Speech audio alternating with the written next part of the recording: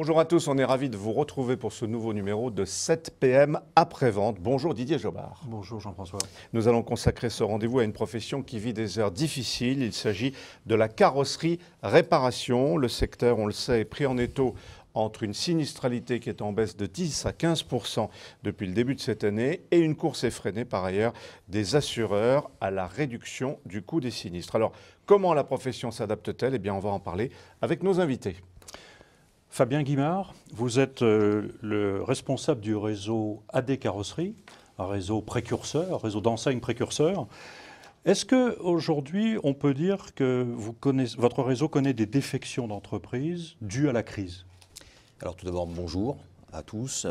Merci de pouvoir être présent avec vous aujourd'hui. La réponse est malheureusement oui.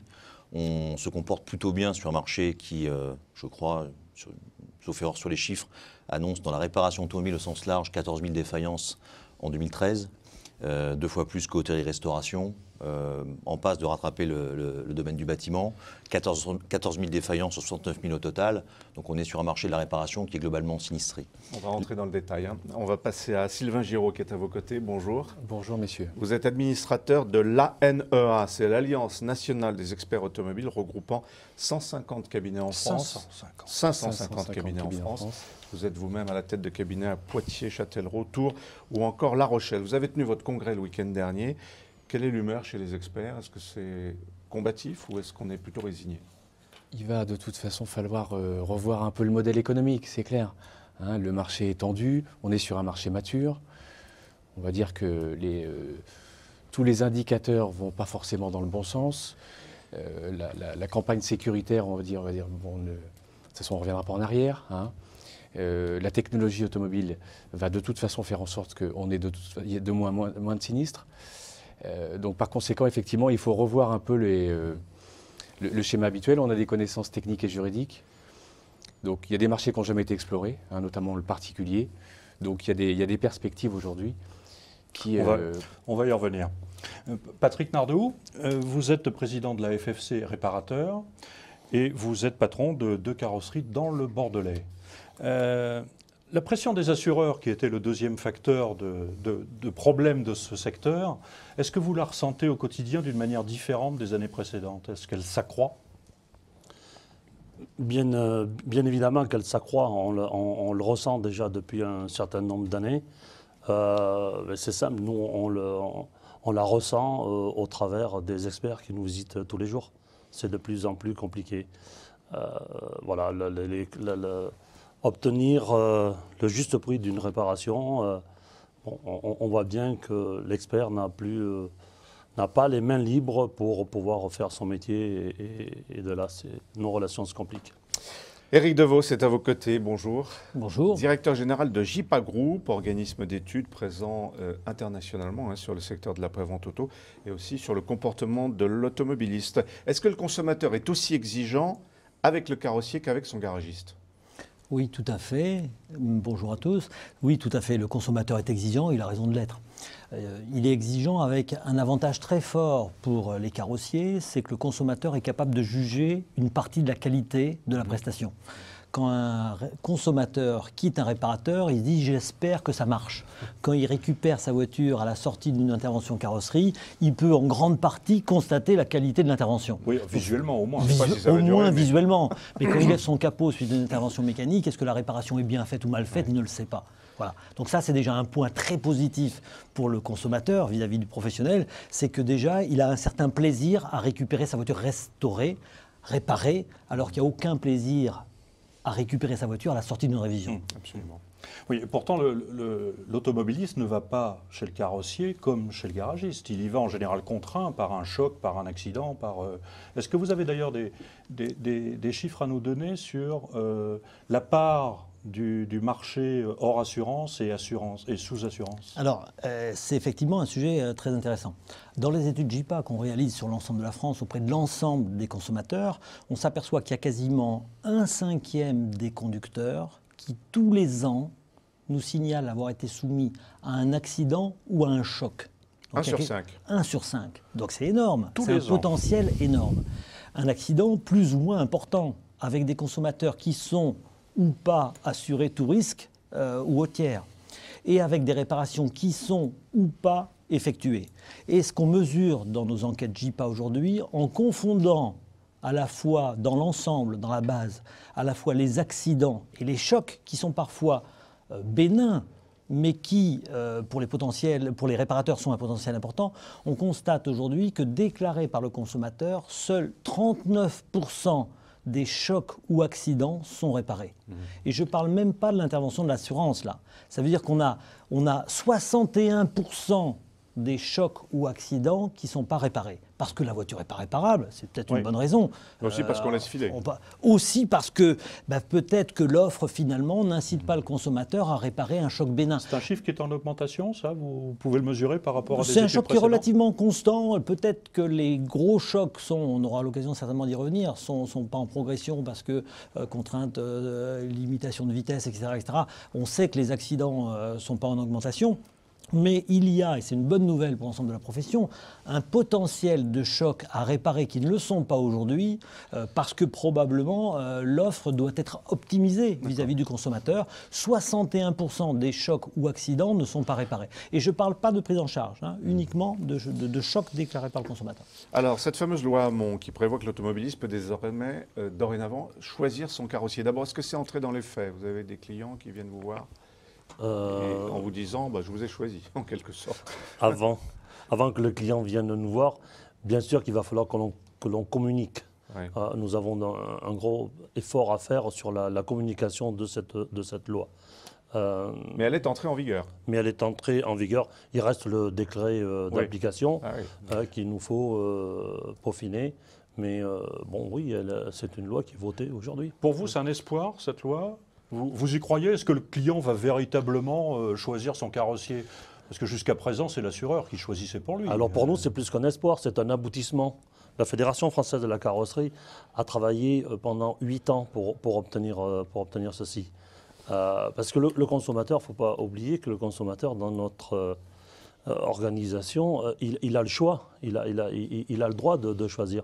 Mais encore faut-il qu'on lui en donne la possibilité, tout simplement. Mais le libre choix existe. Il a fallu le faire sanctionner par une loi. Fabien Guimard, vous allez, vous aussi, investir dans un peu de communication pour faire connaître? Parce qu'effectivement, tout le monde ne le sait pas, ça. Concernant le libre choix, je pense que pour revenir à ce qu'a dit Patrick Nardou, c'est une bonne nouvelle, parce qu'on est tous des consommateurs, donc on peut que se féliciter d'avoir le choix, et c'est plutôt rassurant.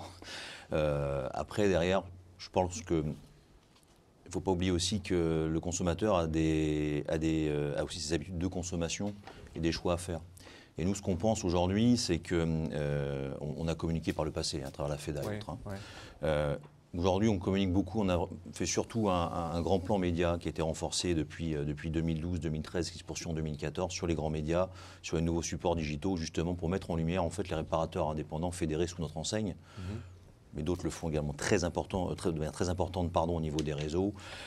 Et ça, je crois que c'est un élément essentiel. C'est que pour gagner la préférence, il faut être visible. Oui, c'est ça. Mais vous avez la chance d'avoir une enseigne.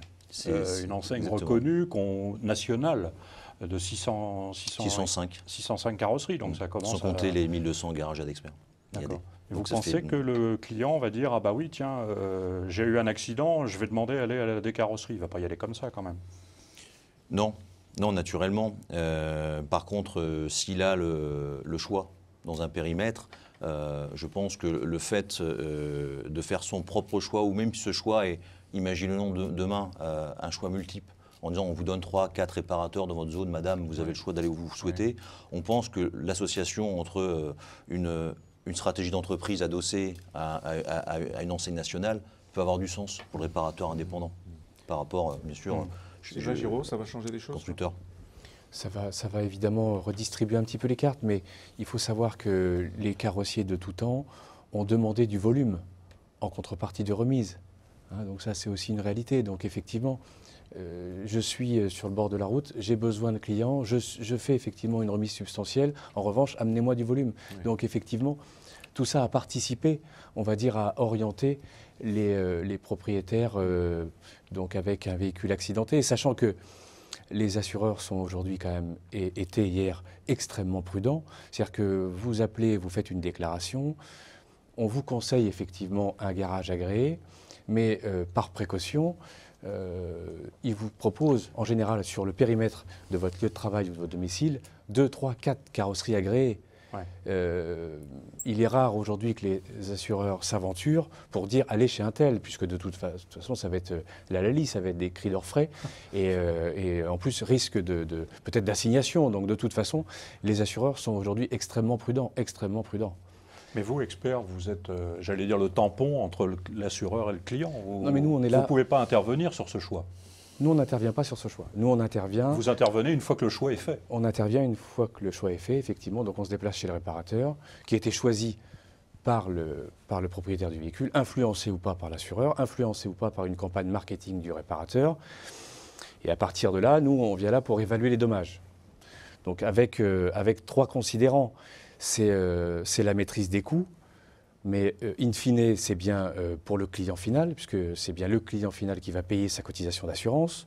Donc aujourd'hui, la communication à notre égard, elle est très claire, c'est on dépense le juste prix, c'est-à-dire si la réparation elle est de 100, on dépense 100.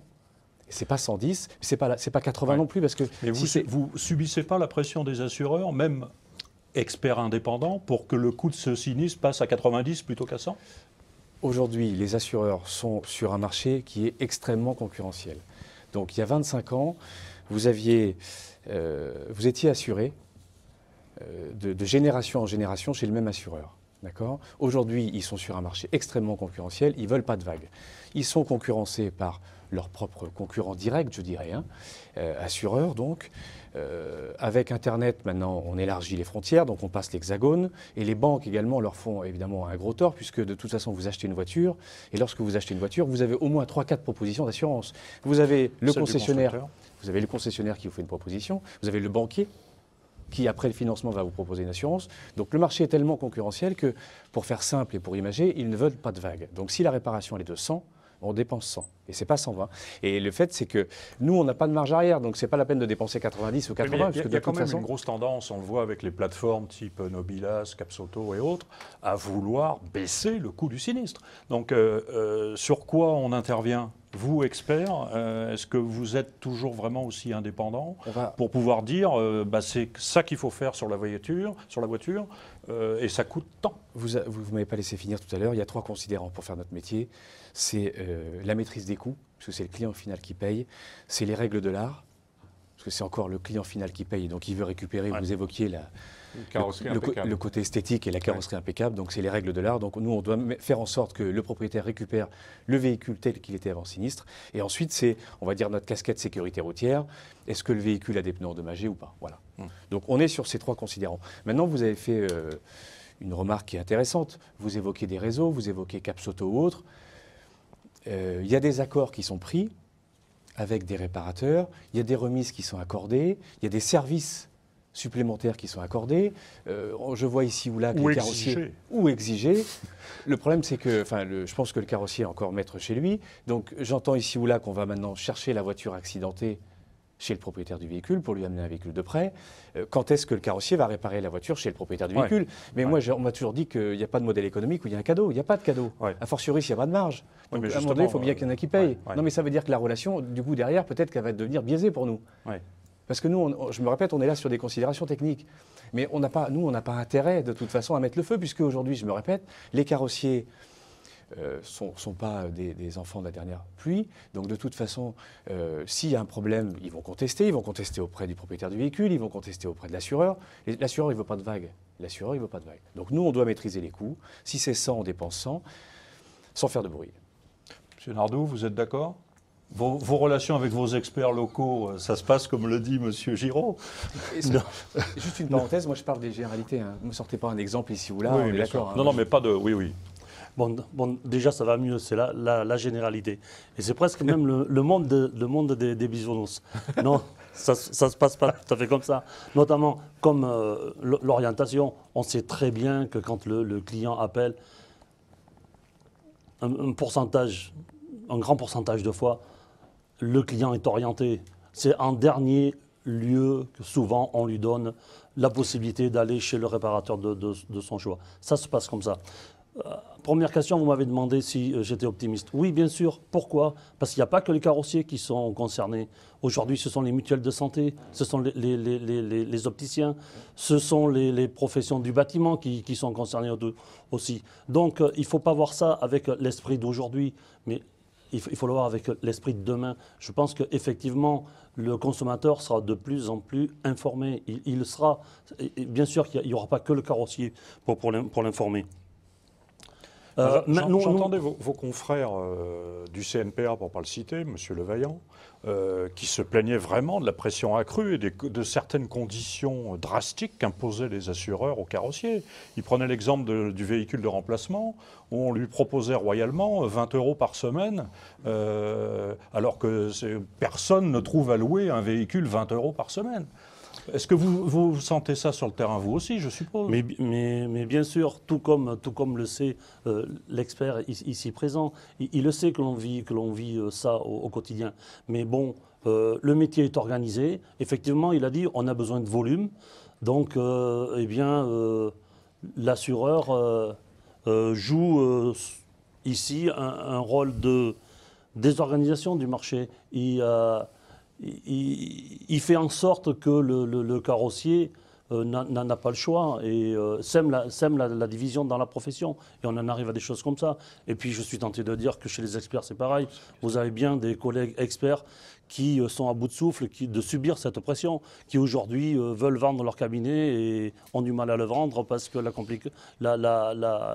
travail est devenu, la profession est devenue compliquée. Ouais. Fabien Guimard, voilà, c'est ça. Fabien Guimard, quelle est la stratégie de votre groupement face aux assureurs? On n'a pas une position aujourd'hui en tant qu'auto-distribution de manière générale. Je prendrai l'expression d'un de mes patrons qui dit on n'est pas forcément des va-t-en-guerre. Et on pense que ce n'est pas du tout notre position. Nous, aujourd'hui, on est un réseau à vocation commerciale, un réseau business, et que notre rôle est plutôt d'accompagner les réparateurs sur un marché qui est en train de bouger, et qui bouge fortement, voire qui tangue fortement.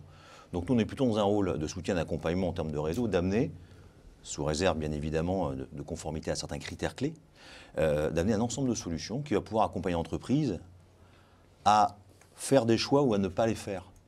Ça veut dire que vous les encouragez à avoir des agréments ou à ne pas en avoir auprès de tel assureur ou de tel autre vous leur laissez la totale liberté sur ce plan-là? Il y a deux réponses. Je pense qu'il y a énormément aujourd'hui d'accords, et on le voit par les constitutions des différentes gammes et autres, et plateformes. La plupart des accords aujourd'hui sont majoritairement des accords de gré à gré. Donc nous, on peut intervenir qu'en rôle, le mot est un peu fort, de conseil ou d'accompagnement. Et là, notre rôle est à un autre niveau, c'est de dire, voilà, tu es prêt aujourd'hui à signer des volumes, avec un accord tarifaire et des conditions économiques négociées. On va juste regarder ensemble si ces conditions vont contribuer à développer ton activité ou vont contribuer à dégrader ton résultat d'exploitation. Et ça, c'est un problème dans la profession générale, et on le voit d'ailleurs avec les initiatives qu'ont menées récemment la FFC en mettant en place des partenariats avec Rivalis en termes d'accompagnement des réparateurs.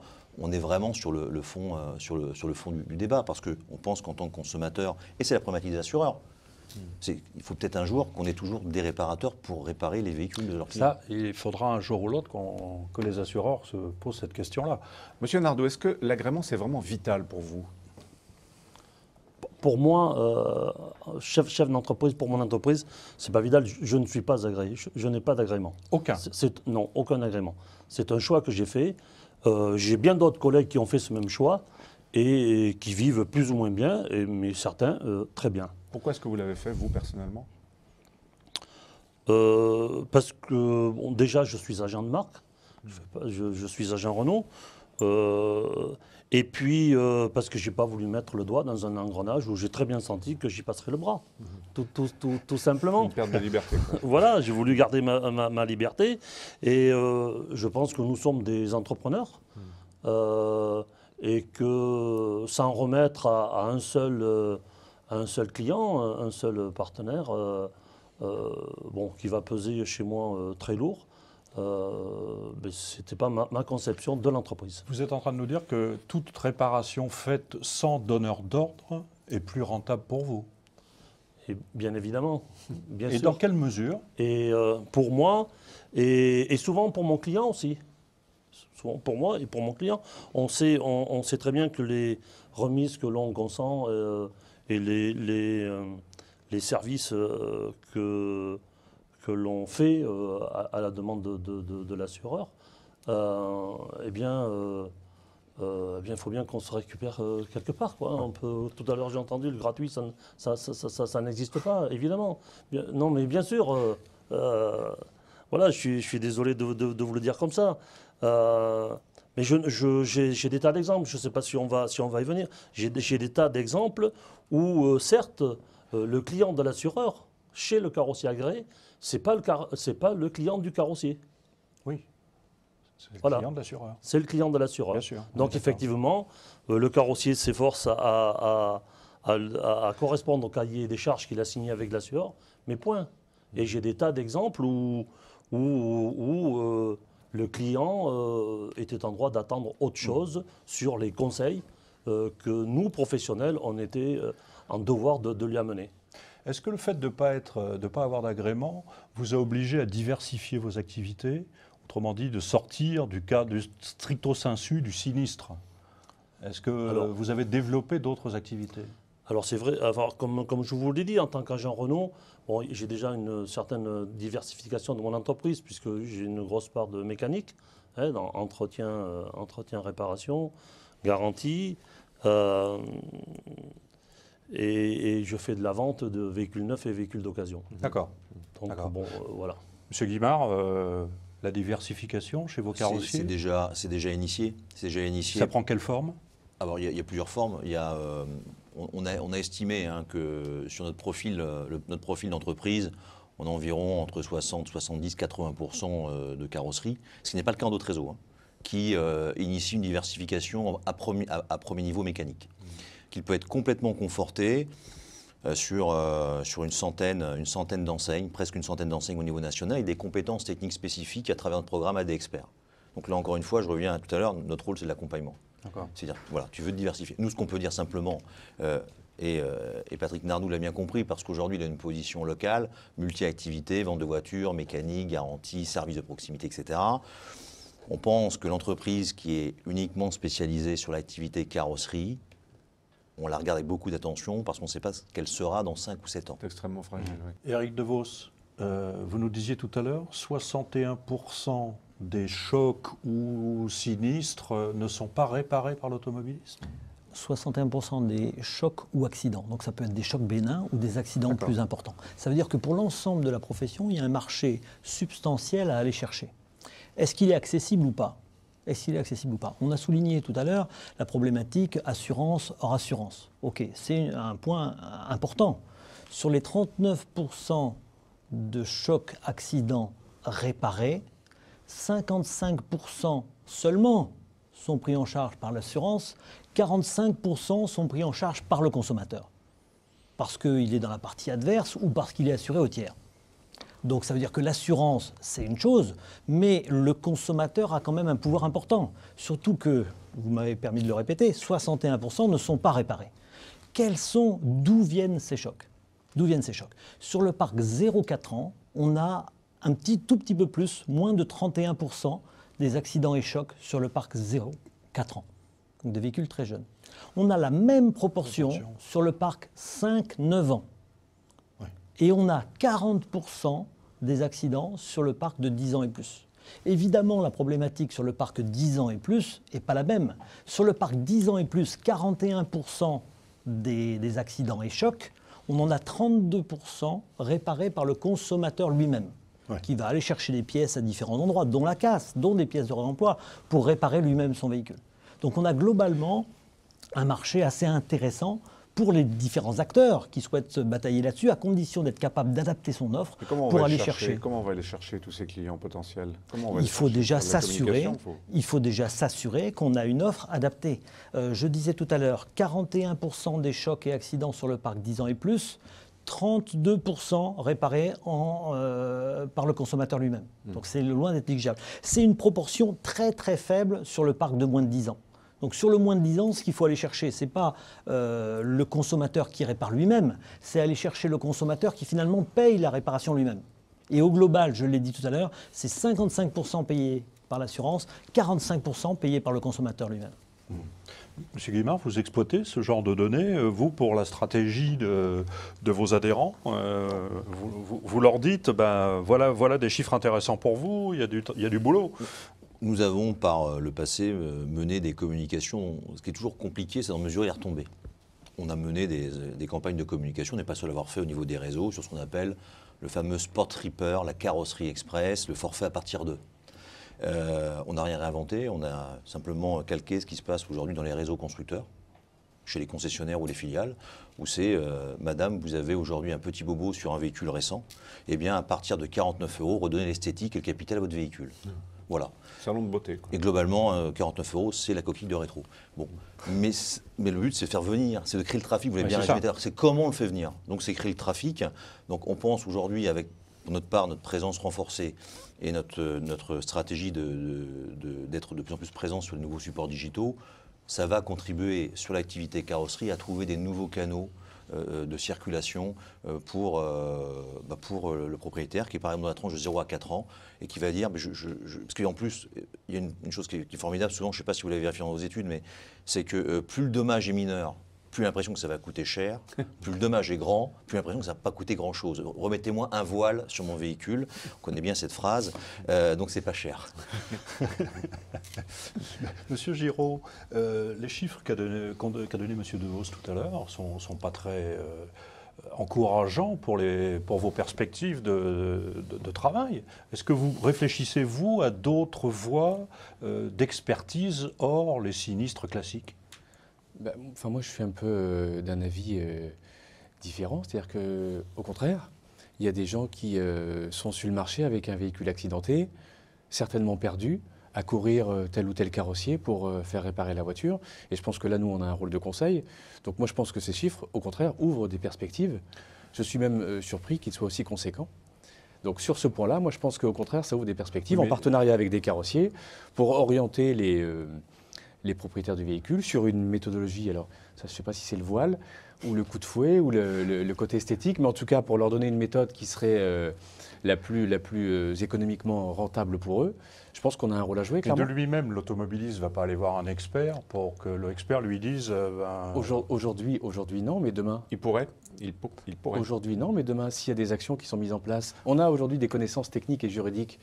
Pourquoi pas on les met au service de clients assureurs, indirectement pour le particulier. Pourquoi on ne travaillerait pas en direct avec le particulier? On travaille déjà, alors c'est une petite niche, hein, mais on travaille sur du conseil au particulier, plus en mécanique. Hein, on vient nous voir pour dire, voilà, j'ai tel désordre, j'ai tel devis, vous en pensez quoi? Merci pour tous ces chiffres et merci d'être venu nous parler de cette grande question et de ce secteur si important pour l'automobile, la carrosserie réparation. Merci à vous tous.